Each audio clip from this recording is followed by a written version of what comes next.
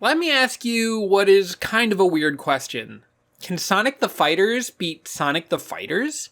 Sega AM2's arcade cult classic features a 9-stage campaign, often referred to as arcade mode, featuring fights against increasingly sophisticated CPU opponents, in a plot that sees Sonic the Hedgehog and his friends facing off in one-on-one fights to see who is best equipped to defeat the vengeful Dr. Robotonic.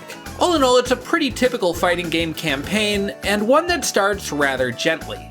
The Knuckles CPU on Stage 1, South Island, has often been used as a training dummy by experienced players because this character spends most of his time doing, well, nothing. He throws out moves seemingly at random, and if you're a human being, you basically have to try to lose to him.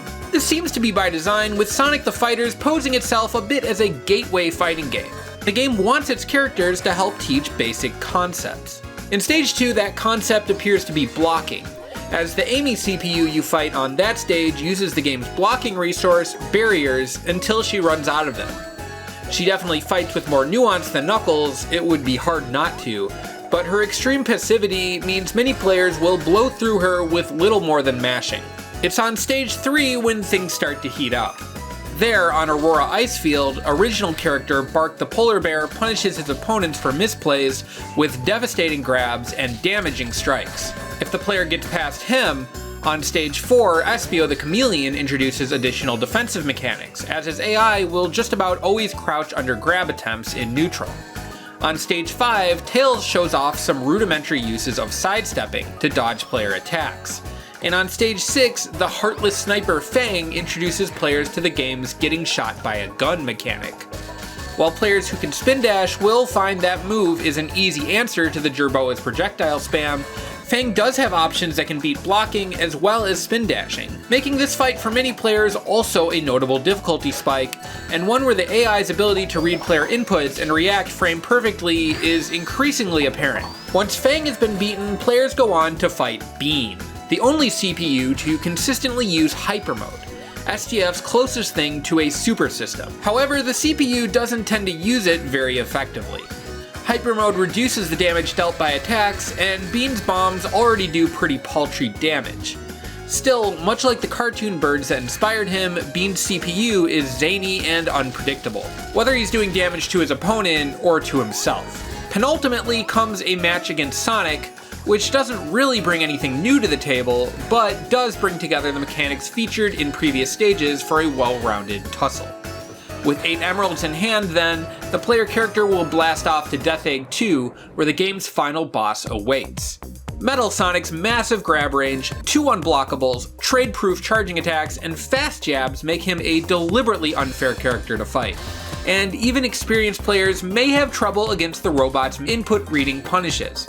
But players who can figure out how to exploit his few weaknesses, master the ancient art of sidestep punch kick, or just have enough quarters on hand to eventually get lucky, will then get to fight the Mad Dr. Robotonic, aka Eggman, in an abbreviated bonus round where they are put into hyper mode, allowing them to basically combo any move into another move. If players beat Eggman before the timer runs out, they then get to see the game's credits.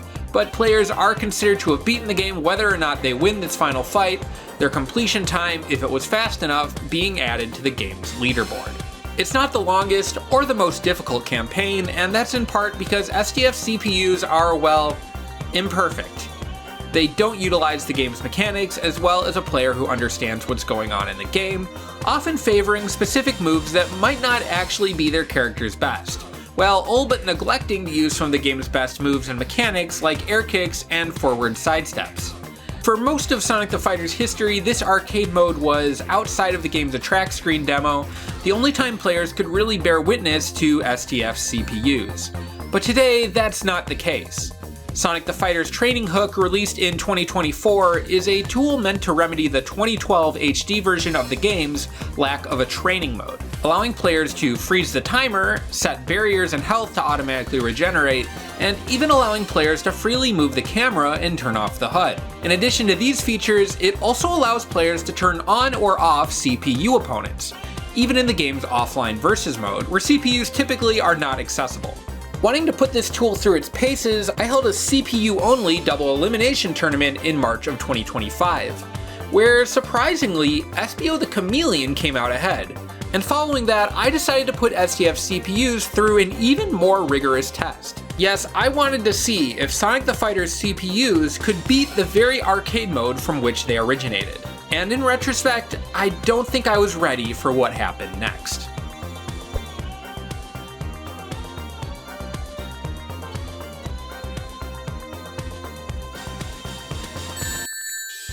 With Espio having come out on top in my CPU tournament, I felt like the Chameleon would be the best CPU for a first try at arcade mode. This character's diverse moveset and lack of reliance on things like sidesteps that CPUs generally don't use very well made him seem like the ideal STF bot. But his run in arcade mode would come to a rather rocky start. He managed to get past the first fight with Knuckles alright, but dropped 2 straight rounds against Amy on his first go against her. Losing to Amy would be crazy. The AI in this level is very simplistic.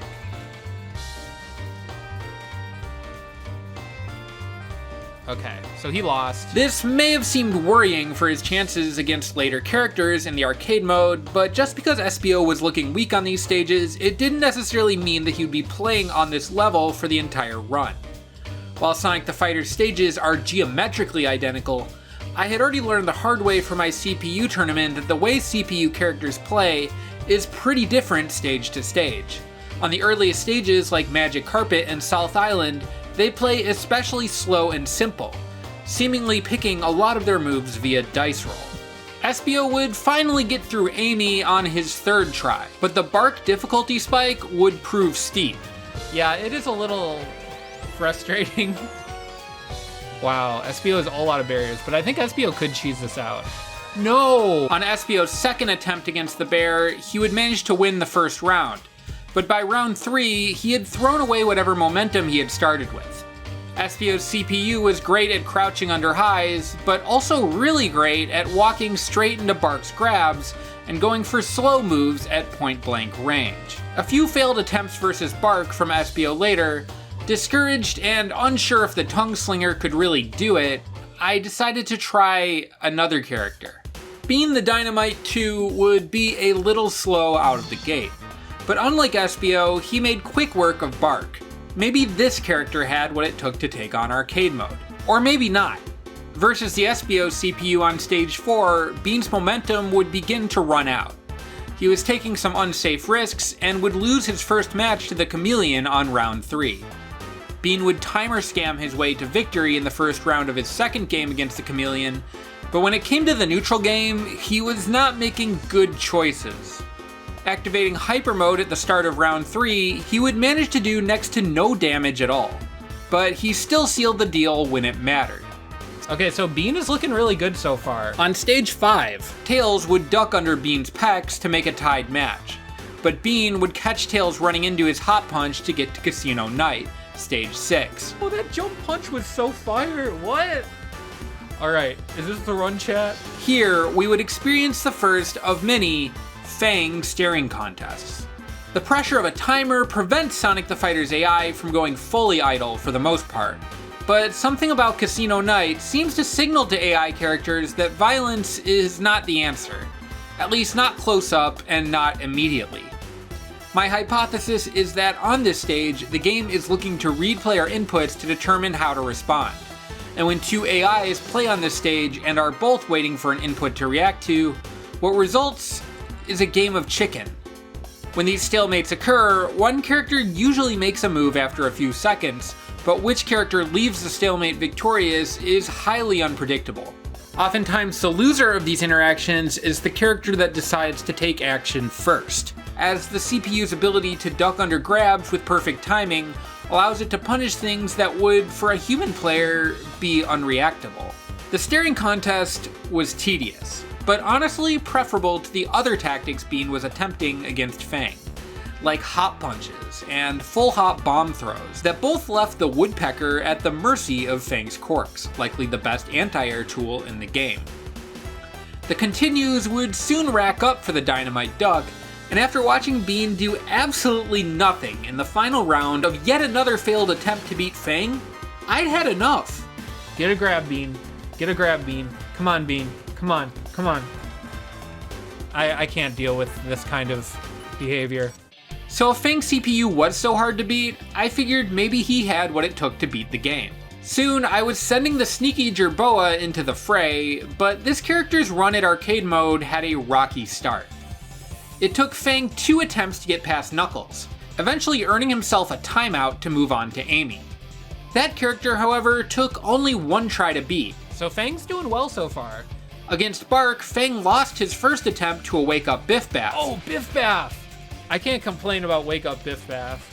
Even then, he managed to beat Bark on his second try with some lucky skip kicks, advancing onto Espio, who Fang actually handled quite well.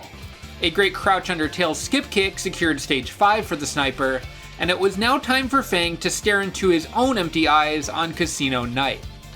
In theory, this matchup was a coin flip, but in practice, it looked pretty bad. Please, Fang! Don't let Fang do this to you! Oh my god, huge. No! Okay, good.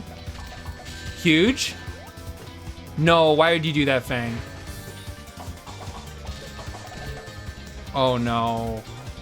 Please, hit a grab, hit a grab. Hit a grab. No, not that one. After 4 losses to himself, Fang would figure things out. Fang, with the last minute clutch? Those head dives are really bad when purple Fang uses them, but when gray Fang uses them, they kind of hit. Okay. And 13 minutes into his run, he had finally gotten onto Bean Stage Dynamite Plant, and another minute later, he was fighting Sonic. Something about this creature seemed like a natural counter to most CPU habits, like the way he teched almost any big hit into the corner, or the way he would interrupt untrue strings with high damage grabs. Beating Sonic, Fang would now be going up against the final boss, Metal Sonic. The first match between these two characters would be close, but Metal would win. Okay, wow, that was actually pretty close though. However, in his second attempt, Metal Sonic was showing a bad habit shared by most CPUs, a tendency to short hop in place upon waking up. Something Fang in particular was great at exploiting. Fang won. Now, all the Weaselly Rascal had left to do was to fight Eggman in the bonus round. Alright, Fang victory lap. Let's see how he does.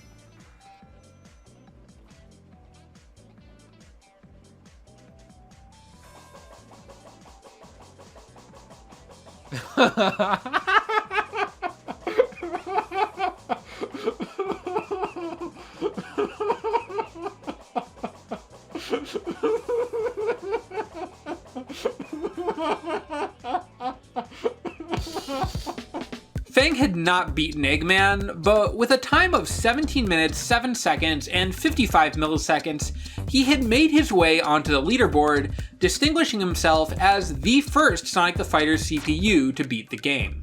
The question of whether Sonic the Fighters could beat Sonic the Fighters had now been answered. But it was quite possible that another character could beat the game faster, and with fewer continues. After all, Fang had experienced 8 game overs on his way to victory, and his performance against Eggman was less than stellar. Surely another character could do even better. But it was unlikely that that character would be Tails. I don't think Tails is going to do too well, I'll be real. In competitive play, Tails is considered a respectable high tier thanks to his ability to do big damage out of sidesteps, land powerful grabs, and for generally being pretty hard to hit. In addition, his Frame 9 Pummel Punch is one of the fastest front-facing moves in the game. But in arcade mode, the Tails CPU only uses back foot sidesteps, the weaker version of the technique, and has a tendency to throw out especially unsafe moves like his tail spin in neutral. In my CPU tournament, this CPU's attempts to utilize his command grab airplane throw, one of the game's shortest reaching throws, doomed him to a dismal performance. Despite these issues, however, the character's prospects in arcade mode started out looking pretty good. Tails' ability to win games with just a few big hits or a grab looked like an asset, as did his tendency to utilize slip around, a technique any character can use by inputting a sidestep at point-blank range that CPUs often struggle to counter. This technique beat Knuckles in Tails' first attempt, and it was now time to take on Amy. Perhaps because her hammer gives her a larger attack range than many of Tails' stubby moves, the pink hedgehog would become a bit of a wall for the fox boy, landing numerous looks over there to stall the games out. Tails' options for taking barriers are limited compared to some of his peers as well, meaning his barrier-abusing opponent would often be able to keep her defenses up indefinitely. With most rounds ending in timeouts, Tails would soon accrue 4 continues. But eventually, unceremoniously, Tails would cheese out 2 timeouts to move forward. 7 minutes already on the clock. Okay, Tails finally gets through. In competitive play, many will say that Tails has a favorable matchup against Bark, thanks to his ability to dodge the polar bear's attacks, and the polar bear's inability to crouch under the fox boy's high damage throws. But at lower levels of play, Bark's larger threat ranges make him something of a gatekeeper. And this would be seen when Tails fought the Bark CPU, as he bumbled into the polar bear's normals until he had gotten a game over. He is not inspiring confidence. Great crouch. Okay, Tails. Tails. On his second try, however, Tails would put it together. It was now Espio o'clock. Tails' insistence on spinning in Espio's face would doom him in his first try, and his sidesteps would not protect him from the tracking qualities of grabs. Finally, on his third try, Tails would start to cook, hitting his iconic punch kick and even his tail spin, but that tail spin would hang him in the final round of that game. Okay. Tails would keep trying to get grabs, but Espio would keep ducking under them frame perfectly. Despite this, Tails would eventually find his big money grab out of 2 blocked jabs. Now 14 minutes and 9 continues into his run, he was ready to face his nefarious clone. This match would fittingly begin with both characters double sidestepping and punching in unison. And after having all of his grab attempts ducked in the previous stage, Tails was now applying those same perfect crouches to stuff out himself. After all of his struggles, it was refreshing to see just how easily the two-tailed fox beat the two-tailed fox. It was now time for Fang, stage 6.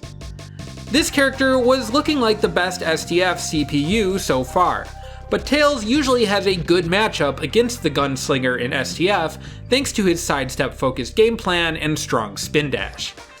Tails would lose round 1 versus Fang, but he was thriving in the staring contests. I think they do it on purpose. They do know they can do it. Staring contest. What's gonna happen? Oh.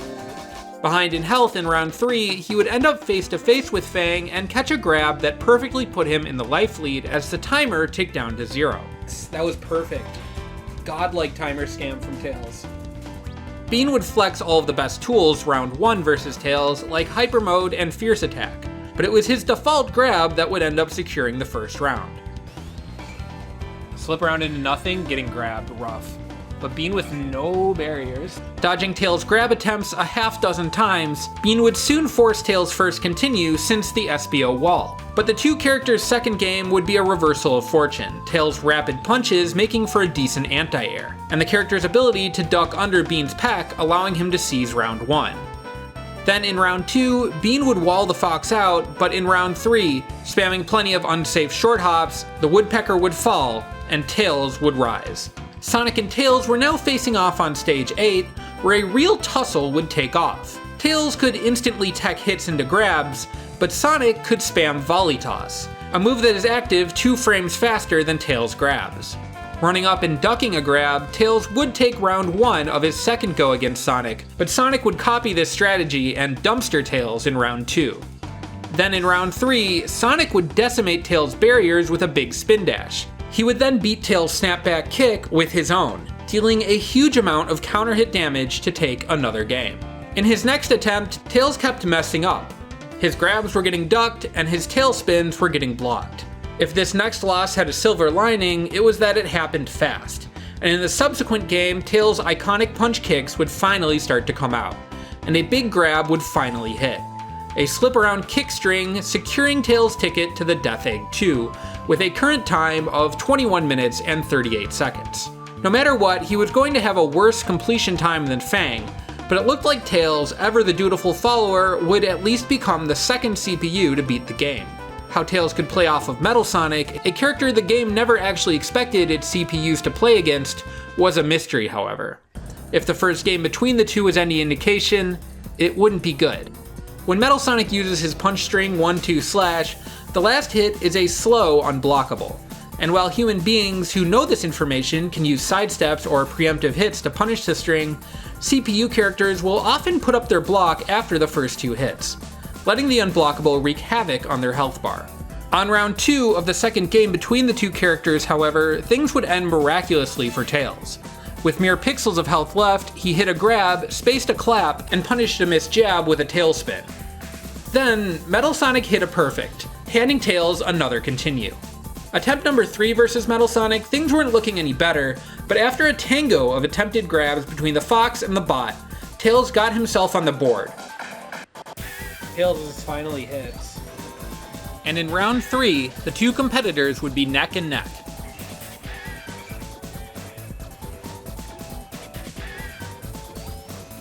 Yeah, just know if the newer versions don't work, you can use the older versions also. Tails so close. Another game would pass with little to report, but in his next attempt, Tails managed to cheese himself a victory in round 1 from behind. Let's go, Tails. Could he repeat that feat in round 2? Not quite, but in round 3, the often whiffed airplane throw would finally hit, and with another grab, Tails had made his way through Sonic the Fighter's arcade campaign.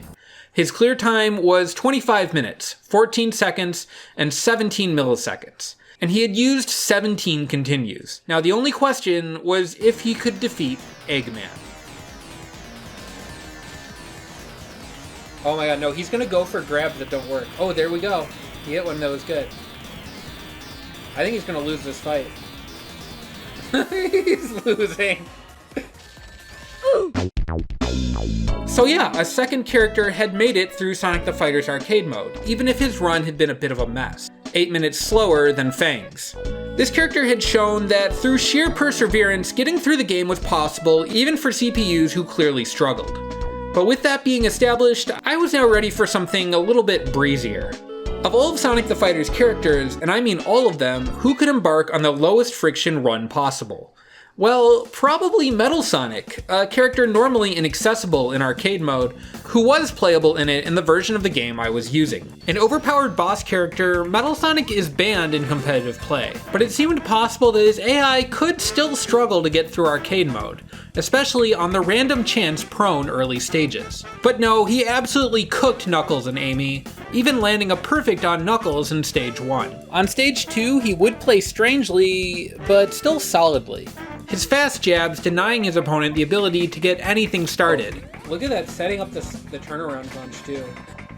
Yeah, so far Metal is cruising. Metal did take some heavy hits from Bark in stage 3, but he always teched them cleverly out of the polar bear's threat range. And when he did get a knockdown, he could follow it up with his lightning fast drill dive. Oh wow, that hit. Metal's superior frame data would make his second round against Bark stupidly simple. He won with nothing more than a series of 1-2 punches. I guess we'll see. Punch, punch, punch, punch, punch, punch.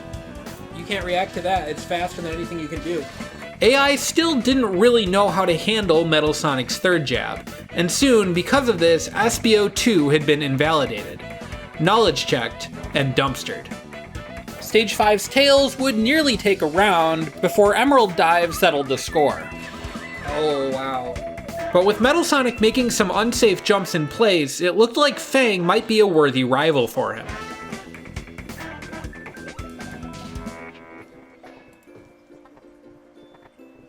Staring contest.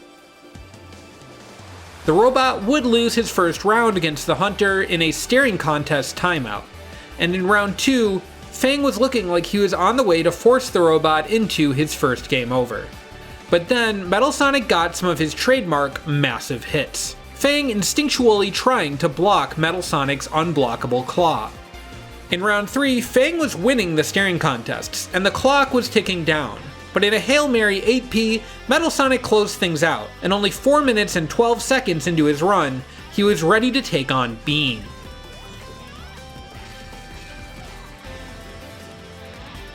Okay.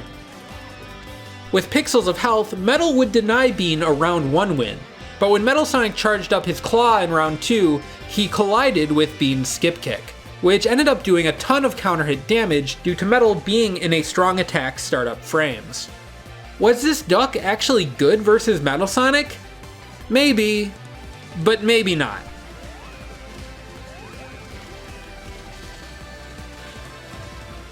Wow, Metal Sonic is cooking. Stage 8 kicked off with Metal's faster moves stuffing out all of Sonic's options. Okay, huge. He's using the kicks now. Wow. In less than 20 seconds, the robot had won. Metal Sonic was now on pace for a 1-credit clear, but in the final stage, his hardest opponent yet awaited him: himself. When the final stage began, it was hard to tell my Metal Sonic from my opponent's, but once the dust had cleared, it was revealed that Metal Sonic had cleared arcade mode in only 5 minutes, 53 seconds, and 87 milliseconds, with no continues and only a couple lost rounds. Could he beat Eggman though? Yes. Yes, he could. Yes, let's go. This character was unstoppable, and while he had lost a couple rounds along the way, his run was about as close to perfect as things could be, at least with CPUs, beating Fang to the finish line by over 10 minutes. Could any character beat this time? I was going to have to find out, as there were still 7 compatible characters who were yet to play through the arcade campaign.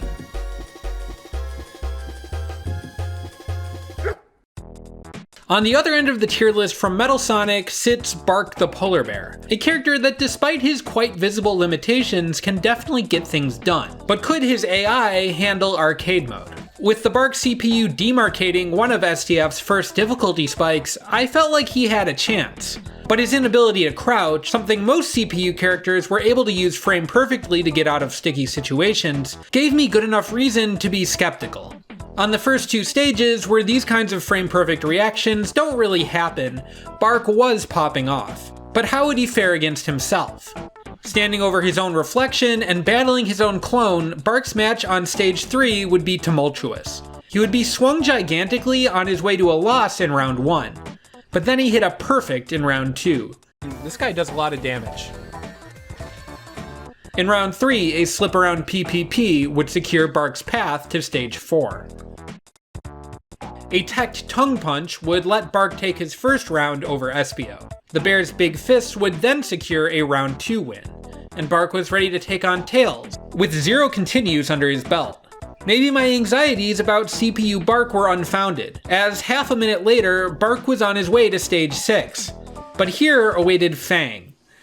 This character usually does pretty well against Bark in competitive play, but in the topsy-turvy world of STF AI, anything could happen, right? Fang and Bark's first match would start slow, with Bark taking a decent lead before the first staring contest. For most characters, these staring contests are roughly a 50-50, with any grab from Fang able to be crouched frame perfectly, but Fang able to crouch under any grab frame perfectly as well. But Bark, with no ability to crouch, was kind of at a disadvantage here. Tossed into the corner, he and Fang would soon find themselves in another staring contest, but this time Bark won it with an uncrouched grab of his own. Bark used barrier walk to get through Fang's corks, and it looked like he was set up to win the round. But Bark then tried to use a back foot sidestep punch, eating Fang's corks along the way. The polar bear had soon been timed out. Hopefully, this was not indicative of any larger problem. In round 2, Bark squished Fang, who then started attacking the bear, whose normals go too high to hit the shortened jerboa. When Fang had unshrunk, another stare down would ensue that Bark would win, and the bear would then win the next stare down with a slip around sidestep punch. Once again, however, Bark failed to capitalize on shrinking Fang, and when his opponent returned to his natural size, Bark would lose the most crucial stare down of all, suffering a timeout and getting his first game over thus far in the entire run. In his second attempt versus Fang, Bark would drop round 1, and then in round 2 end up in another elongated stare down, the timer ticking down especially low, both characters' health looking to be about equal. But with 1 second left, Bark would toss Fang to the floor, making the timeout one in his favor. It was round 3, and Fang would take another easy win. I was worried about the lariat, because that is not safe, but oh my god. Bark's next attempt would see its first round end in another stare down situation, and like the last climactic stare down, Bark would manage to punctuate it with a grab. But this time the grab was too late, the timer running out before Fang had taken damage. And the next round, Bark would barely make a dent. Oh my god, do something, Bark. But here's the thing. Fang is gonna duck perfectly under your grabs. His next attempt versus Fang, he would end up being a pixel behind on health for another timeout. Oh my god, the lariat? Hit him. Jesus Christ. Bark could take rounds off Fang, which meant he could probably beat Fang. But whatever his path to victory was, it was looking narrow. So it was that the bear would enter many cycles of reincarnation. And in each cycle, he would suffer. Bark, that's not enough.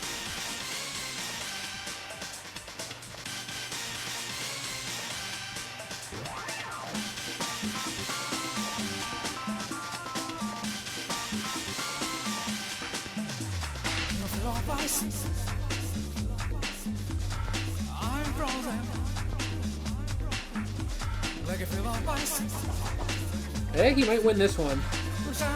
Okay. Okay, yes. Whack him again.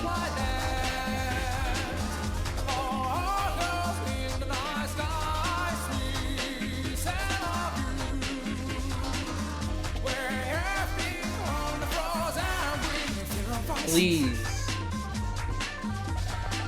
No, come on. Come on, buddy. Okay, hit him.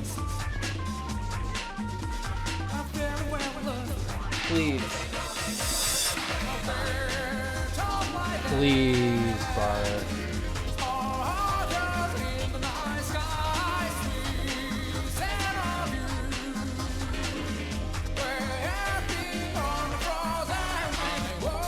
We're trying to get the Bark CPU to beat the Fang CPU. And, he doesn't want to do it. In fact, he keeps doing really bad things. Okay, this is huge. Oh my god. Bark lost his marbles, I'll be real.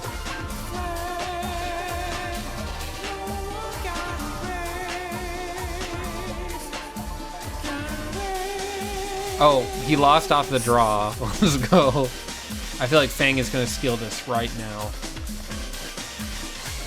Oh, wow. Yeah, Bark kind of cooked there. I don't know, he's kind of cooking this round so far, but I think he's going to lose to a grab in 1 second. Oh my god, Bark, you've... After 29 continues and 45 minutes on a single stage, things had gone on long enough. Dropping Bark for the rest of the day, I decided to throw a better character into arcade mode, Sonic the Hedgehog. Alright, Sonic versus Knuckles, stage 1. We've got lots of romantic tension, folks. If you were looking for an easy way to beat Sonic the Fighter's arcade mode while using as little of your brain as possible, picking Sonic might be the way to do it. A top tier by most measures, Sonic is somewhat hard to master in competitive play. But in arcade mode, Sonic's basic punch string tends to destroy CPU opponents, with some players claiming that just by spamming this one string, the character can trample any CPU, even Metal Sonic. Sonic's CPU, on the other hand, generally tries to play with a bit more grace, doing more with his moveset than just mashing punch. And that's okay, because the character may have pound for pound the best kit in the game. This character's punch string may be the only thing some players know how to use with him, but Sonic's got a faster front-facing attack in his frame 12 volley toss, a great round start move in his sweeping leg throw, and a spin-based sidestep punch that turns him into a high-speed homing projectile that eviscerates barriers. Out of a standstill, he even has access to punch kick, a deceptively powerful two-hit string if there ever was one. Would this character's strength on paper translate to a strong performance in arcade mode? It would take a few stages to know for sure, as the game's first couple of stages force CPUs to play slowly and unintelligently. It wouldn't be a huge surprise then that the Hedgehog would lose his first attempt against Knuckles. Nor would it be a surprise when his second attempt would go down to the wire, but Sonic would fail to hit hard enough in the last second. Thankfully, the Hedgehog's third attempt against the Echidna would be a clean sweep, and taking 3 of Amy's barriers in the first interaction of Stage 2, things were quickly looking up. The blue hedgehog would go on to lose round 1 against Amy, but with no more barriers for his opponent to spam, he would have a clear advantage for the rest of the match. By round 3, Sonic would also run out of barriers, but at that point he'd already racked up a considerable lead. Without a single loss to Amy, he was now set to battle Bark. Sonic would lose in his first attempt against the polar bear. His crouches under the bear's hides not enough to keep him safe. And his struggles would not stop there. Thanks to Sonic the Fighter's comeback mechanic, often referred to by players as catch-up, the polar bear could lose the first several interactions of a round, but then make up all the damage in a single 3-hit punch string. I mean, there's a credible chance that if that Bark AI gets past Fang, he just... Attempt number 3, Sonic sidestepped out of the untrue third hit of Bark's punch string to take round 1. He then crumbled in rounds 2 and 3.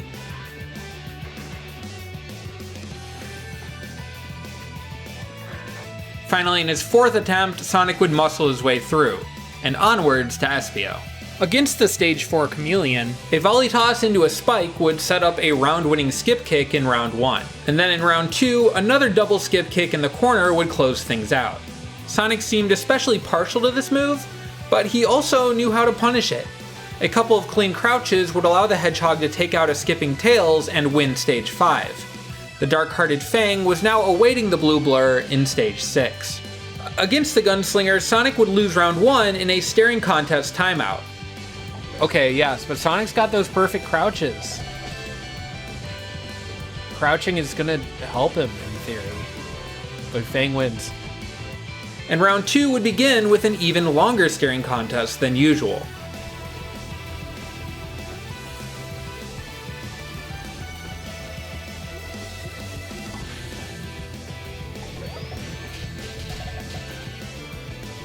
The next time this round the two locked eyes, a pixel would determine Sonic's fate, but thankfully in his favor. Sonic won that. Huge. In round 3, both characters started to play more aggressively, and this aggression seemed to favor Sonic, who in under a minute and a half had gotten past the character Bark had bashed his head against for the better part of an hour. Whatever struggles Sonic had earlier were now water under the bridge. On stage 7, every time Bean threw a bomb, the hedgehog would answer with a sidestep spin. It looked like there was little the demolitions expert could do, as in less than 40 seconds, Sonic had taken him out. Now it was time for Sonic to fight his twin. Strong ducks and volley tosses would make Blue Sonic a victor in round 1, but in round 2, Gray Sonic quickly shred away his progenitor's barriers. It didn't matter. Bumbling into a volley toss, Gray Sonic would fall to his death, and Blue Sonic would take to the stars. 11 minutes, 46 seconds, and 56 milliseconds into his run, Sonic's completion time was poised to outdo those of Tails and of Fang, although that all depended on just how much trouble he got from his robotic doppelganger. Sonic's going for a lot of grabs that aren't happening. In a clear contrast from Sonic's downhill coast through the last several stages, Metal Sonic would pulverize the hedgehog on his first go against the bot, taking out all of its barriers in round 1 and hitting a perfect in round 2. Oh my god. On his second attempt though, Sonic would start hitting good grabs and ducking when appropriate. Nevertheless, much like Tails, he didn't know what to do about Metal's Slash Claw, letting it decimate his health bar in one hit. Eating another claw in round 2, Sonic's chances were looking slimmer by the second. But then he hit a sidestep spin, took the lead in health with a frame 9 turnaround punch kick, and punished Metal Sonic's tech in place with a volley toss. Okay. It's okay. It's all part of the process.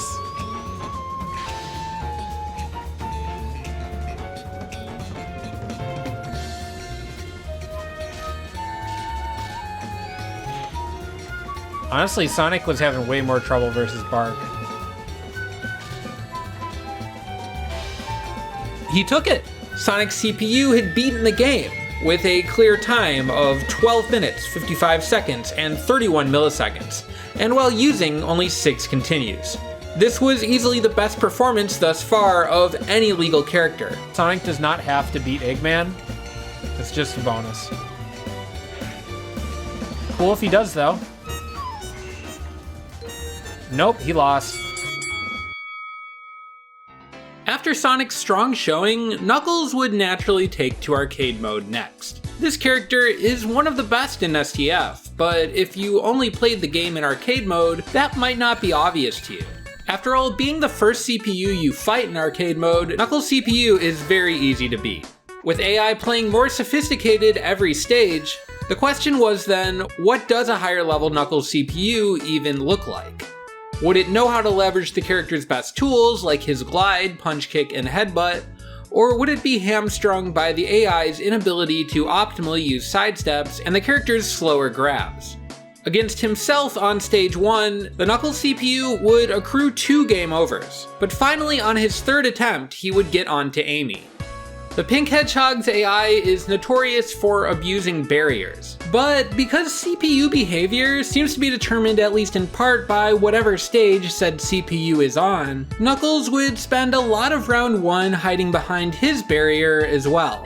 And it wouldn't be long before he had all of his barriers broken by Amy on his first round against her. But thanks to her block spam, Knuckles would manage to get a last-second grab that secured the round. In round 2, Knuckles' notoriously large forward sidestep punches would actually come out, but he would still lose the round. With both at no barriers, however, the harder-hitting Echidna had something of an inherent advantage, and would secure the final round. From there, Knuckles would make his way slowly but steadily through the arcade mode campaign. And for a time, things seemed to be going pretty well, at least until the Tails fight. When the Fox was using sidesteps and big damage grabs to weave around the Echidna, Knuckles would often respond by just mashing his jab string. This string is extremely strong when used out of a sidestep, but if used without it, it's both slower coming out and harder to position. Knuckles' strategy was basically reliant then on his opponent drifting into his hits, and Tails, being rather small, was not really taking the bait when it mattered. To add insult to injury, when the character did land a punch, he would often not finish the string, despite the string being a true combo when the first punch connects. Why doesn't he use the punch string then?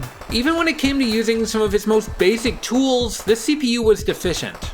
Knuckles' main grab can be extended by pressing punch twice as it proceeds, but Knuckles' CPU didn't seem to know this, and would almost always drop the follow-up hits. Knuckles' glide, a move that beats Tails' propeller glide in trades, was a move the CPU refused to even consider. It's a little worrying. There might be some characters that can't make it, I don't know. Finally, 11 continues in, Knuckles would hit an inspiring slip around to even up a game.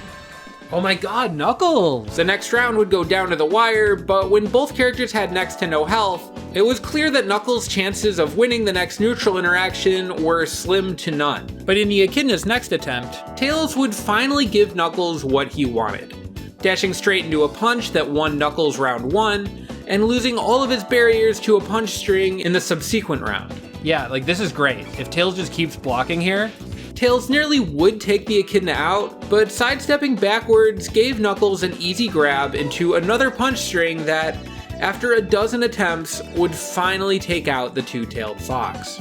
No character had really struggled like this against Tails before, and that seemed like a bad sign. But the treasure hunter ventured on. he moves on to stage 6, where he will face everyone's favorite demon, Fang. STF AI knows that it can spin dash through the majority of Fang's quirk attacks, so there was a good chance that this character would be easier for Knuckles than Tails. After losing his first round, in a series of staring contests, the Echidna would keep coming out on top in round 2.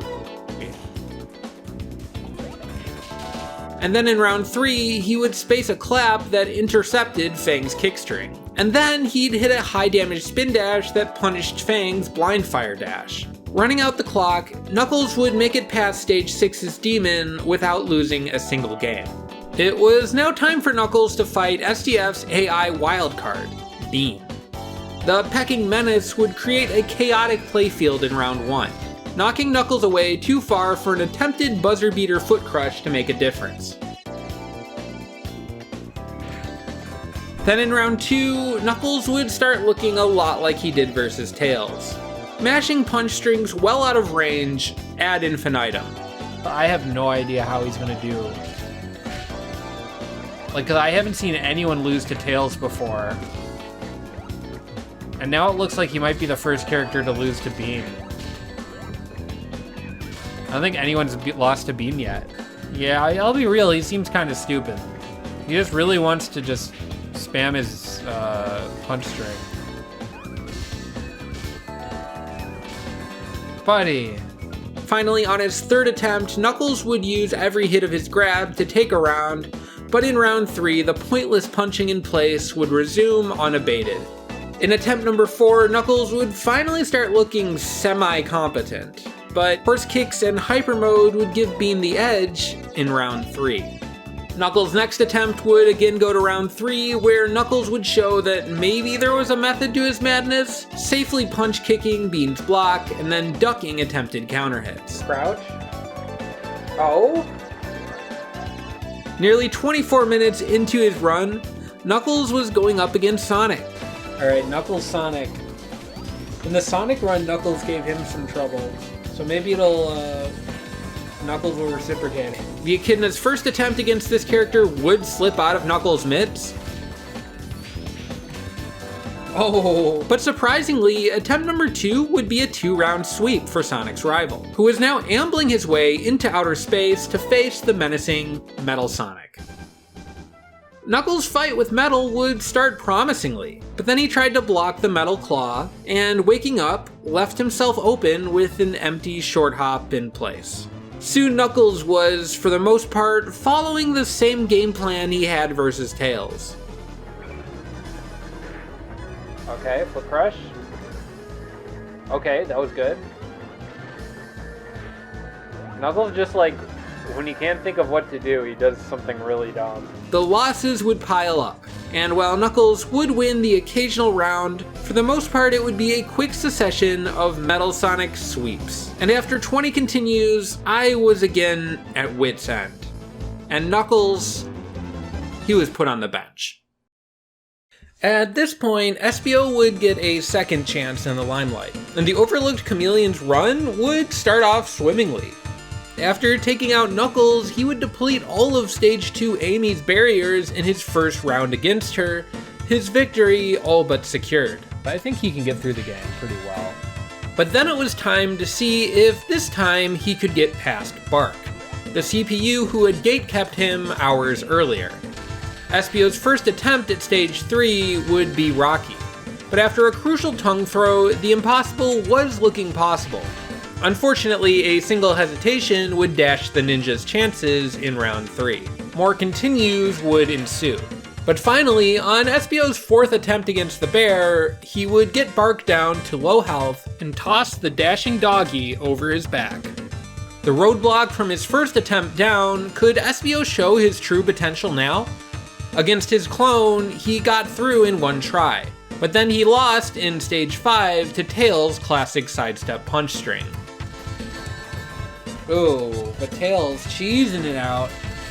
Not long later, the Fox had forced another continue, and then another. Espio was fighting Tails a bit like Knuckles had, spacing out punch strings and just hoping they hit. But on his fourth attempt against the Fox, they would indeed hit, as would a chop into a foot crush. It's time to cook, that's right. 9.5 minutes into his run, the Chameleon was moving on to Fang. He's not going to be, he's not going to win any records here. Against this opponent, Espio would get weapon grabbed out of a staring contest a second too late for it to count in round 1, meaning he had, through a technicality, won the timeout. But in round 2, Fang would land his weapon grab in time, and it was Espio who would fail to beat the clock. Oh, bro, you waited too long. Round 3 would look good for Espio, with a perfect spin dash through Fang's blind fire dash, but a nonsensical short hop on wake up would seal Espio's fate. Fang had won. By a pixel, Espio would win a timeout on his first round of his second attempt versus Fang. Then, in round 2, he won the staring contest, hit a head dive, and let the final staring contest go to time. It was now time to fight Bean.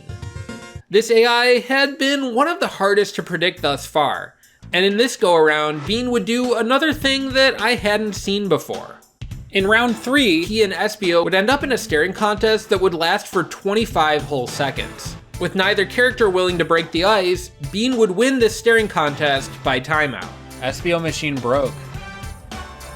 Attempt number 2 versus Bean would also go to round 3, where Bean would use Hyper Packs into a grab to finish the chameleon off. This roadblock was a bit unexpected, but then again, Bean has never really been the most rational creature. Yeah, Bean might actually be a bit of a problem. Spacing punches in place and short hopping on wake up, Espio was displaying some of the worst traits of CPU characters. And Bean was getting to use hyper mode to convert jabs into grabs in a manner that actually resembled the play of competent human beings. 4 more attempts would go by, making it hard not to wonder if Espio stood a chance against Metal Sonic at all. But after 6 attempts, Espio would catch Bean in the corner and claim victory. Come on, buddy. Come on, yes. Yes! About 20 minutes into his run, he wasn't breaking any records, but he was moving on to Sonic. Against the blue hedgehog, the purple guy would lose his first attempt, but in his second, some well-placed chops and throws would pull him through. After Knuckles' nightmarish attempts against Metal Sonic, however, it was possible that the worst was yet to come. At the very least, nothing's happened so far that makes me think it's impossible, but you never know. Metal Sonic is pretty good. Espio would lose in his first attempt against Metal Sonic in both rounds, attempting to block Metal's claw. An empty hop in neutral would let Espio find a strange win condition in the second round of his second attempt, grabbing Metal's sidestep, but he would still lose in a scrappy round 3. Espio was being beaten by Metal, but at least he didn't seem quite as confused as Knuckles. On attempt number 3, Espio would take out most of Metal Sonic's health with 1 grab to tie the game. Then in round 3, Metal would misplace a snapback kick and get hit by Espio's spin dash. Things would get messy from there, but Espio's frame 13 chop would cut through the muck. Espio had beaten Sonic the Fighters with a time of 23 minutes, 41 seconds, and 55 milliseconds, and with 16 continues. But could he beat Eggman? Unlike most of his peers, yes he could. By the time this arcade mode run had ended, it was getting late, but I still wanted to see who else could get through the game. Bean would manage to make it to Metal Sonic 22 minutes and 11 seconds into a run, but he would then be absolutely helpless against the final boss. Fierce attack. Out of nowhere, hits 1 bomb off of it, and he gets clobbered. Throwing out worthless short hops in place and unsafe on hit bomb tosses repeatedly, the Woodpecker's continues would soon pile up. And it became clear that if I wanted to go to bed while it was still dark outside, I'd have to put the dynamite duck on the bench. Okay, Bean? Can Bean do it? No, Bean. Please, Bean. Oh my god, I can't believe he got clipped. After 7 hours of attempting to get CPU characters through Sonic the Fighters, I had managed to get 5 to the finish line. But some of the characters who were yet to beat the game were looking like real stinkers. The plan was to put these 5 characters on the bench until tomorrow. As for whether those characters could actually beat the game in one day, I wasn't sure. Day 2 would start with Amy taking charge. This character in competitive play usually structures her gameplay around her ability to find knockdowns with moves like Sidestep Punch and the third hit of her hammer-based punch string, prolonging these knockdowns with her OTG projectile move Heads Up. As a CPU though, Amy never actually uses Heads Up. Could this character still function without this sort of set play? In the bizarro world of arcade mode, it seemed like she probably could. After breezing through Knuckles, Amy would end up fighting herself on Flying Carpet Stage 2. And the two would be neck and neck when they locked eyes, stopped moving, and let the seconds float by. Well, I think we've got a loss for Amy. We've got a work stoppage here. Amy had gotten her first game over. This character's stage influences CPUs to play fairly defensively, so plenty of timeouts were to be expected. In Amy's second attempt to beat herself, she would win both rounds, and in both of these rounds, neither character's health bar would ever change color from green to yellow. Yeah. Against Bark, Miss Rose was in her element. Her hammer seemed to outrange his fists, and her crouches were punishing his grabs. Then a massive clap would decimate Amy's health bar in round 2. But Rosie the Rascal held on to dear life, spin-kicking Bark into the corner, hitting a look over there, and taking the polar bear down. Now do something. Yes! That was sick. So far things are looking pretty good for Amy.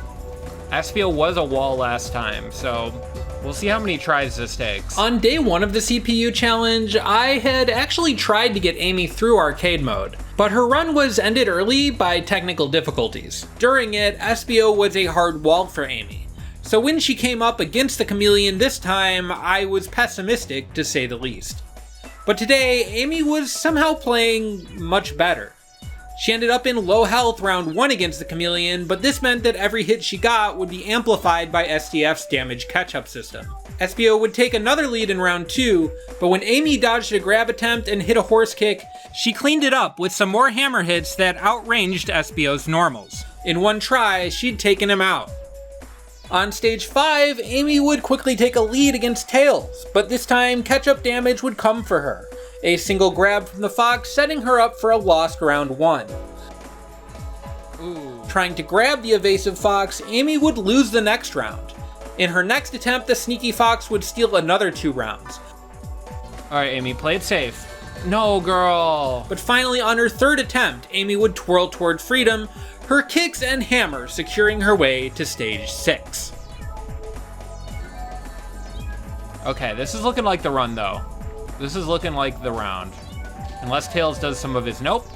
With no spin dash, it was unclear how Amy would handle Fang. The two's first round would go to time, unsurprisingly. Looks like Fang's gonna take round 1. And in their second round, Amy would block most of Fang's attacks and break all of his barriers. Then she would sit and do nothing, losing by timeout. Come on, Amy. Come on. Come on. Do something. Girl. No, she dropped her frickin' block. Attempt number 2, Amy would get zoned out as the timer ticked down, and with Fang teching into the corner every time he got an opening, it was hard for the Rascal to close out rounds. A tiny life lead would let Amy run away with round 1 of attempt 3, but in the next round, the staring contest would not go her way, a stalemate ending the round in Fang's favor. Round 3, another staring contest would ensue with Amy in the lead. Then, holding her ground, she ducked 2 attempted grabs from Fang, did nothing, and made her way to stage 7. Huge. Amy says, I know what I got, and I got the lead. Let's go. A close first round against Bean would evaporate in the last second, but in round 2, she'd take out the remainder of her opponent's barriers and nab a victory. Nice. Then a weapon grab would ultimately take her out in round 3. Amy would tech Bean's bomb toss in round 1 of attempt number 2, getting a free grab as her reward. Sidestep punches and spin kicks would then secure the game. Nice. That was really clean. Kind of. It was time for Amy to take on Sonic. 12 minutes and 48 seconds into her run, Amy was certainly on pace for one of the best finishes yet, but 2 tough opponents remained in her way. It took her maybe 2 attempts. Amy and Sonic would trade rounds, but in round 3 she would attempt unsafe spins and hammer throws that mostly went nowhere. She's kind of just getting interrupted every time she's trying to do something slow. Yeah, I think Sonic's probably going to have a better time than her in the end, but we'll see. Attempt number 2 would see Amy take the lead, then Sonic securing a timeout to tie up the game. But in round 3, a good duck and a couple great booty bops would make it official. Amy was on her way to the final stage. With only 15 minutes on the clock, her completion time had the potential to be better than Fang's. That is, if she could get a handle on her former captor, Metal Sonic. Amy's first round against Metal would go the way many characters do. Her barrier got stabbed, and in the end, she got grabbed. Alright, Metal Sonic, we might be here for a while, folks. But in round 2, a frame-perfect crouch would hand her 2 round-winning step kicks. Metal's grab would beat hers in round 3, ending things in the robot's favor. And then in attempt number 2, Amy would get stabbed in her Achilles heel. Attempt number 3, Amy would head dive into Metal and finish him off with a hammer uppercut. And then in round 2, she'd keep it close, but an unsafe stomp dive would hand Metal Sonic the round. Many characters had lost against Metal Sonic by trying to block his unblockable claw, but in round 3, Amy answered this move with spin kicks, preempting the claw with massive counter hit damage and setting up a supreme victory. Amy had beaten the game with a final time of 17:03:54, 4 seconds faster than Fang, with 10 continues used. Could Amy beat Eggman? With a look over there infused photo finish, yes she could. At this point there were 3 characters who were yet to beat Sonic the Fighters, and 2 of them had floundered against Metal Sonic in the previous day. But thankfully, Amy's streak of good luck appeared to be contagious, as Knuckles' second attempt at arcade mode would begin much more smoothly than the first. He would need to use one continue against Amy and another against Bark, but Knuckles would get past Tails, who had taken a dozen continues to beat the day before, on his first try. Knuckles would then rocket past Fang round 1 before getting robbed at the buzzer round 3. Having lost his first attempt, he would then lose another, and another against the CPU he had beaten in his first try the day before. Another game would then go down to time with Knuckles losing, but Fang would hand Knuckles the spin dash opportunities he needed, finally, in his 5th attempt. Stage 7, Bean and Knuckles would trade rounds, and at low health, Knuckles' snapback kick would knock Bean away, but Bean's bomb, thrown moments earlier, would finish the echidna off. Another attempt would go by in a flash. Attempt number 3, Knuckles was doing a lot of punching in place, and another loss would ensue. On attempt number 4 though, Knuckles would hit a punch that would get him through the stage by a hair. Knuckles. He did it somehow. Knuckles would take to Sonic with aggression, and with a few punches in the corner, he was already ready to stamp his ticket to the Death Egg 2. 17 minutes and 26 seconds into his run, Knuckles was keeping a much quicker pace than the day prior. But could he beat Metal Sonic? Yesterday, things were looking really rough, and today, they wouldn't start well. Knuckles and Metal would actually trade rounds in their first game together, but the robot would ultimately find the upper hand. Attempt number 2, too, would end in a flash, as would number 3. Things were beginning to look like a repeat of the day before. Knuckles spamming punches in place that more often than not would go nowhere, Metal Claw breaking through barriers, and game after game, melting away. Well yeah, I feel like now Knuckles is on pace of being easily the worst character. Can Knuckles capitalize? No barriers on Metal Sonic.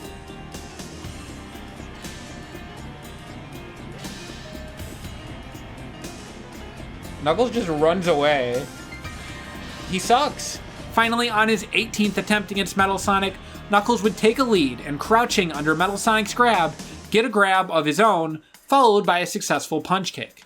Then the next round, Metal Sonic would get stuffed out on his approaches by Knuckles' 1-2 punches and punch kick, the character's most potent tool coming in clutch and securing the Echidna's victory. With a total time of 26 minutes, 39 seconds, 37 milliseconds, and 26 continues, this performance was nothing to write home about. But at the very least, it was over, Eggman notwithstanding. So far, Knuckles' run was the worst I'd been able to see that had made it to the end. But given the characters who were yet to beat the game, the worst was almost definitely yet to come. On day 1 of the CPU challenge, Bark's Sisyphean struggle against Fang felt like a story with no end. But with Knuckles' redemption arc completed, it was time to see if the bear could make the breakthrough he so desperately needed. Once his second attempt had begun, it would take Bark a biff baff on his second try to beat Knuckles, and he would then beat Amy on his first try.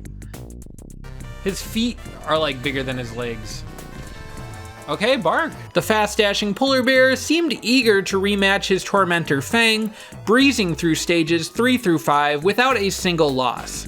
Was he a glutton for punishment, or had the dogged warrior figured something out?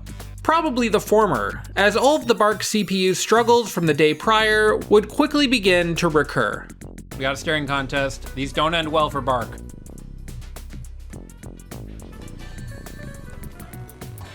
Please, Bark. Please, Bark.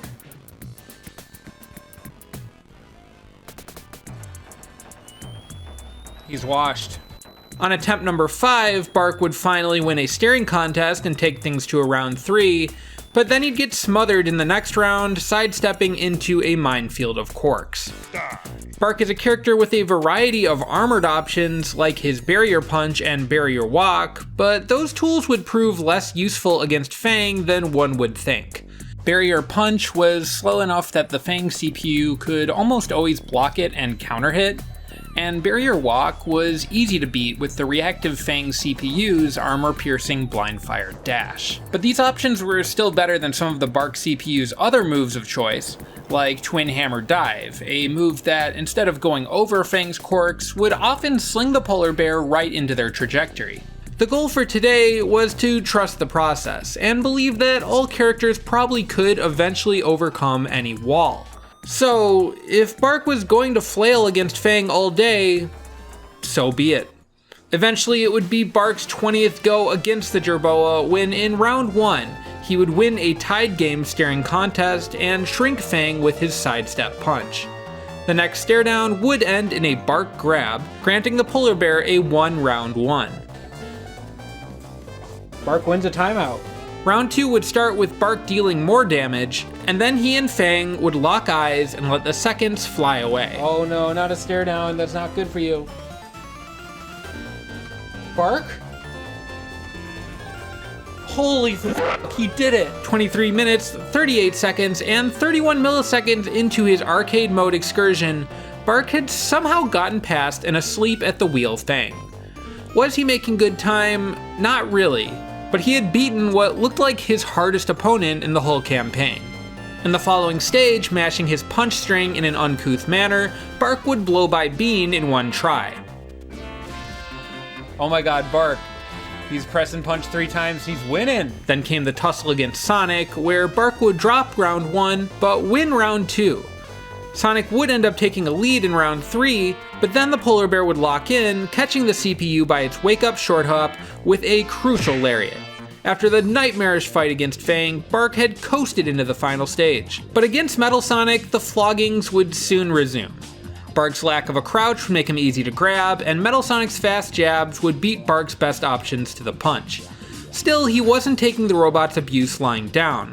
On attempt number 3, he'd take a round, interrupting Metal Sonic's claw startup with a counter-hitting clap. A few seconds into round 3, he'd take away the last of Metal Sonic's barriers, but a grab would start a sequence that would end with Bark being handed another game over. Often seen as a stereotypical grappler, Bark's grabs are actually slower and shorter reaching than those of his peers in STF, so his attempts to get grabs were far less successful than Metal's. Finally, on attempt number 7, Bark would get a grab thanks to Metal Sonic's unsafe sidesteps, and then he would box the robot out. One more. The polar bear was the closest to a win that he had gotten thus far, but by the time it was round 3, Bark was throwing it all away, trying to block the unblockable claw. Oh my god, he's an idiot. The suffering resumed, but by attempt number 12, Bark would once again take a first round. And then with a wheel kick and a 1-2 wham, he would remove the last of Metal Sonic's barriers. Going down in health, Metal Sonic would then try to claw the round back with his claw, but Bark would catch the robot in its tracks, and with a final time of 30 minutes, 57 seconds, and 70 milliseconds, with 31 continues used, Bark had somehow made it through Sonic the Fighters. And after this victory, he would even manage to take out Eggman. Eggman's kind of beating him up. He's going for grabs that he can't hit. But he might win here. No, he sucks. Oh, he did it! Let's go! His time was abysmal, but all in all, this run was relatively painless compared to the prior day's misery. Of the characters yet to beat the game, only 2 now remained. Do we want to try another Bean run? I think we'll try another Bean run. In the wake of Knuckles and Bark making face turns, a question hung on the lips of the wind. Can Bean be redeemed? The Unlucky Ducks' run the day prior had ended in what felt like an eternity of gridlock against Metal Sonic. But today, the name of the game was persistence. Given enough time, surely any character, no matter how stupid, could finish arcade mode. At the beginning of what would hopefully be Bean's final attempt to clear arcade mode, the Dynamite Duck would start off swimmingly. After a single loss to Knuckles, he would sail smoothly all the way down to Canyon Crew's Tails stage. There, after losing his first round against the Fox, he would use a bomb toss to edge out a win and take Tails to round 3. Bean would try a similar trick in round 3, but at that point, Tails had already grabbed the bird and the timer had run out. After another failure against the Fox, Bean would end up in another round 3 scenario on his third attempt. Then, taking a big grab and a big clap, Bean would go sicko mode, landing a hyper mode fierce attack and proceeding to peck the Fox to death. I think Bean's got it. He was now set to fight the dreaded Fang. Naturally, on stage 6, Bean would proceed to hop into Fang's bullets repeatedly.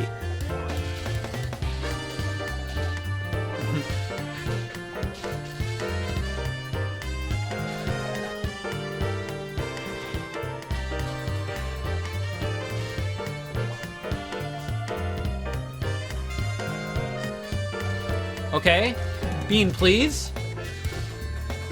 It's not a worthy trade, Bean. Finally, on his 16th attempt, the bomber would win a steering contest timeout to bring Fang to a final round, and then in another steering contest, hold the lead in health. Then, with mere seconds left in the game, Fang landed a weapon grab, handing Bean a round lost by timeout. Oh my god, Bean, you idiot. Then, in attempt number 19 against Fang, Bean and his opponent would play a turtley round, where the Dynamite Duck won the timeout by just a couple pecks. Okay, I think he wins, unless... Perfect crouch, let's go. But Fang would win the trench war in the next round. Could Bean finally vindicate himself? Almost, but not quite. Finally, in attempt number 22 came a match where both characters barely moved a muscle. Bean and Fang entered a stare down, the bird holding the lead, but then a blind fire dash by Fang would do just enough damage to steal the lead. With so many rounds going to time and so many leads thrown away, Bean was testing my patience, and it was only stage 6. Trading damage with the guy with the gun just was not advantageous, and too many of Bean's favorite options were leaving him vulnerable. If this character was going to win, then it was probably via stare downs and non-interaction.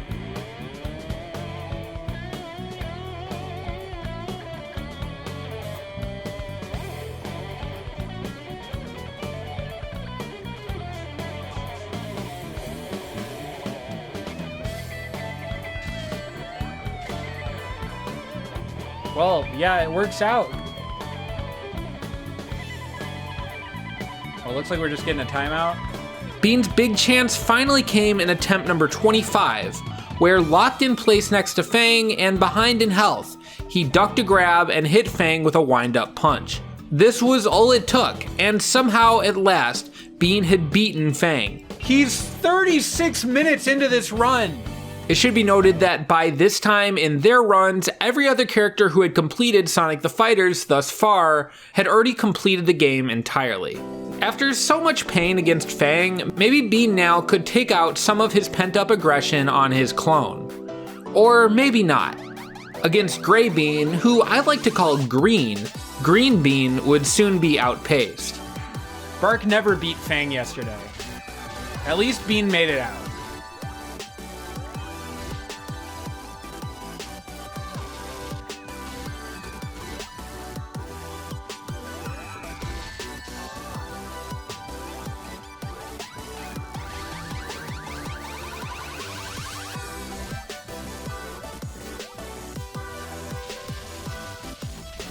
Thankfully, in his second try, Green Bean would take the lead with a series of high-octane horse kicks and a wind-up punch. Then, activating hyper mode, he would take his enemy out.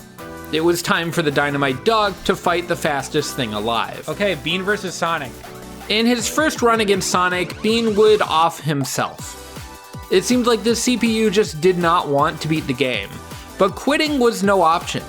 His second try against the Hedgehog, Bean would manage to scam his way into a round 1 win, and then drop round 2 by attempting a laggy triple bomb throw. Round 3, in a messy situation, Bean would mash his jab string pecs, and despite these moves being perfectly easy for a CPU to crouch under, they would end up being just about all it took.